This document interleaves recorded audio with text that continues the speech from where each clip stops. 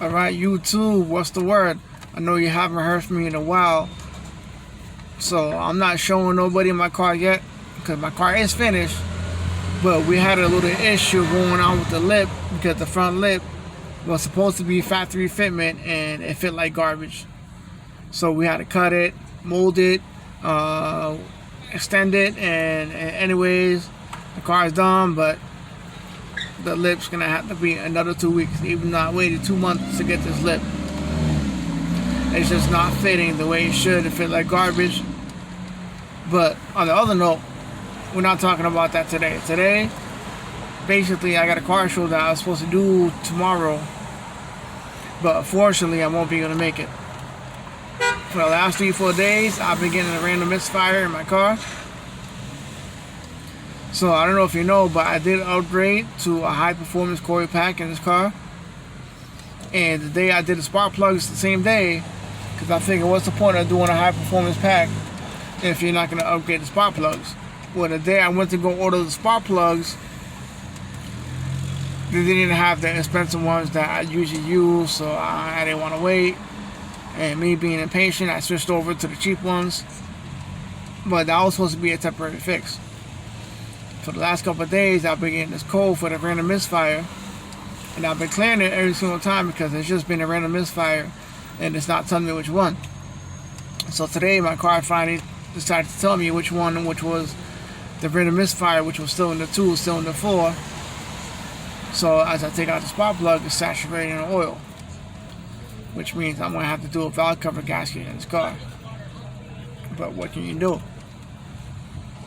So anyways, I buy the spark plugs, went back to AutoZone because, you know, they sold me the wrong ones like always. And as I'm coming back from AutoZone, I noticed my car starts to overheat. I pop open the hood, don't know where it's leaking from, but I go back to AutoZone. When I go back to AutoZone, I buy some antifreeze. I figure, you know, it's been hot this last couple of days, it probably just needs to be topped off. So I go to top it off. But then I noticed I went to like 2 gallons. Now my something must not be right. So then when I go to check, it was completely, I knew it couldn't have been completely empty. So when I go to, you know, check, I hear something leaking out. So let's see, I got the hose here. So this is the inlet hose that goes to the heater core. Sorry for the bad lighting, but this is as good as you're gonna get. But this is the hose that goes to the heater core. No good. So you don't have to put the same hose in there. What I did was I went to AutoZone and I bought a heater hose that was straight. I believe what's there, it's I think it's 3/8. Should be 3/8. So I cut it, you know, 1.5 foot, which is perfect. But the issue is that the hose is a little too straight, so the line is bending and it's not allowing the coolant to go into the heat to the heater core. Which is not bad because it's summertime, so you're using AC right now. But winter time, I would have been screwed because I would have got no heat. But then I had to go back to AutoZone to get the elbow to fix that problem. But it's already dark. I don't know if you can tell, but it's dark outside, so I won't be able to do that today. But I'll do that in the morning time before I jet out to where I need to go. Then I had to buy like 4 clamps to get that started. So you know what? I think today would be a great day to do a video on the issues and problems on what to experience when you have a Genesis, just so that if you do have a Genesis or if you're thinking about getting one, you know what to change at what mileage, or to change it before it even happens towards that mileage. So on my car, as soon as it reaches 100,000 miles, I have to do the thermostat. The thermostat's in the back of the engine, and it's like a $300 part. So before your car reaches 100,000 miles, I suggest you change it, just so that you don't have to run into that issue. Another issue that you should change, being that we're talking about coolant, as I just talked about it, the thermostat holds. I got roughly about 145,000 miles on it, and the one that went to the what was it? The heater core went out. So I suggest you change them both. And I believe last month, was it last month? Yeah, it was last month. I did the upper and lower radiator hose. I didn't have to, but when I was looking at the hose, it looked a little pregnant. And I'm like, you know what? I didn't want to risk it. Let me change it now, just so that I don't have to worry about getting stranded on the side of the road because the hose exploded.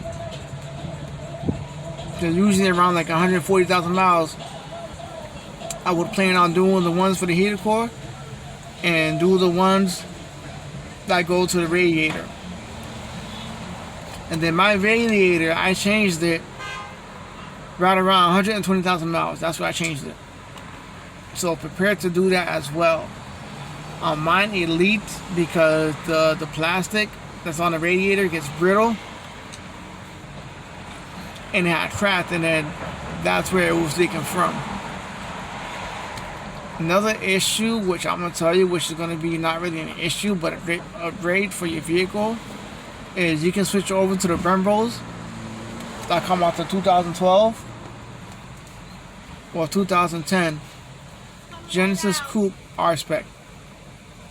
And make sure that you get the hoses that go with it, the brake hoses. Because when I ordered mine, I got off eBay out the car that was totaled.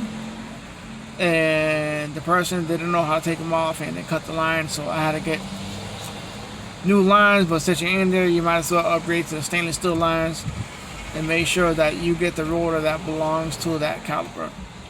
Because I know on mine, since I had the car, I always had issues of the brake caliper freezing on me.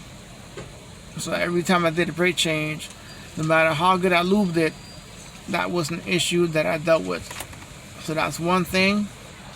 Well, another thing that you should look out for, that you should change into so that you don't run into any issues with this vehicle. As far as that go, I haven't really had much issue with this vehicle besides the one that I'm just mentioning, which is a quick and easy fix. Another issue that I'm going to bring up is the battery. Don't use the Hyundai battery that comes with the car, because like me, I had a system in this vehicle, and even though at the time it was just 212s, it was still way too much power, and it kept dimming my lights, and the car would shut off because it was too much power. So if you're going to upgrade, make sure you upgrade to an AGM battery. Another thing that you're going to have to do is on the ground terminal inside the trunk, take the two 10mm off that are on the bottom of the battery. Take some sandpaper and sand them down to bare metal, just so that you can make sure that you're getting the best ground possible, because it's covered in paint and you're not getting the best ground possible. Another thing I did, which you don't have to do, but I upgraded the ground on that, so I added an additional 0-gauge wire. And yes, it is CCA, for those that want to know. Spare copper, just to make sure that you're getting the best ground possible. And then I did the same thing with the one in the engine bay. So the one in the engine bay, when you take out the air filter, on the right side of the engine, well, when you sit in the car, you're on the right side, but pretty much on the passenger side, when you take out the air box, it's going to be a thin wire. Like, I don't know why the factory make it that thin, but it's like a 14-gauge wire that goes from the body ground onto the side of the engine. So I upgraded that to a 0-gauge as well. Well, don't get a foot. A foot's going to be too short. You're going to need at least a 1.5 feet. And you're going to do the same thing. You're going to take sandpaper. You're going to sand it down nice and smooth, so that you can get that all good to go on the best ground possible. Another thing you're going to do, sorry about the lighting here, but the lighting is turned off, but another thing you're going to want to do is the alternator. My alternator shit the bed right around like 95,000 miles. But do me a favor, right? Don't get the one from AutoZone. Don't get the one from Advance.